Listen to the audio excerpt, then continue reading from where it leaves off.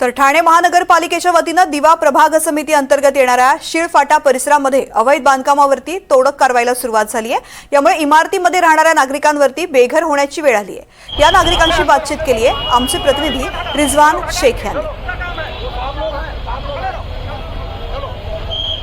दादा काय सांगाल, ज्या पद्धतीने महानगरपालिका फक्त शिळफाटा हेच परिसरावर कारवाई करत आहे, बाकी दिवा असो किंवा ठाणे असो कळवा असो या ठिकाणी मोठ्या प्रमाणात अनधिकृत बांधकाम होत आहे, फक्त शिळफाटा या ठिकाणी कारवाई का? तो सर ये तो हम लोग को लग रहा है खास समुदाय को टारगेट बनाया जा रहा है। हम लोगों को किसी की कार्रवाई से कोई मतलब नहीं है। हमारे बोलने का मतलब ये है थाने महानगर की पालिका के मार्गदर्शन में ये काम हुआ है। ऑफिसरों ने पैसा कलेक्शन किया है और कलेक्शन करके इतनी बड़ी बिल्डिंग बनी है। ये एक दिन में बिल्डिंग बनी नहीं है।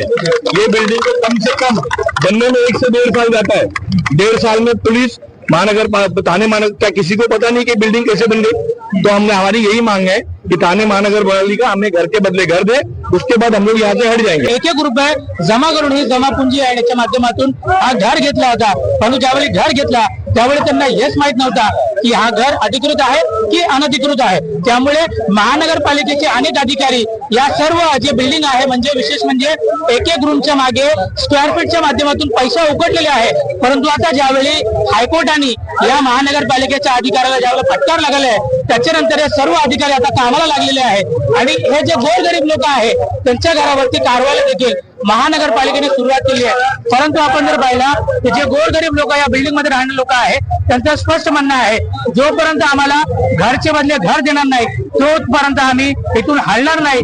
तुम्हाला जो काही करायचं आहे तुम्ही करा, आम्ही आत्मदंडाचा प्रयत्न करणार आहे। जर आमच्या घरातला एकही इंच जमीन पाडण्याचा प्रयत्न केला तर आम्ही जीव देखील द्यायला आम्ही कमी करणार नाही। त्यामुळे कशा पद्धतीने प्रशासन या सर्व जो गोरगरीब कुटुंब आहे यांची मागणी पूर्ण करणार आणि कशा पद्धतीने महानगरपालिका या तोडक कारवाईला थांबवते का तेच पाहणं महत्त्वाचं ठरणार आहे। Video journalist Anik Shaikh, Rizwan Shaikh, NDTV Marathi, Raigad.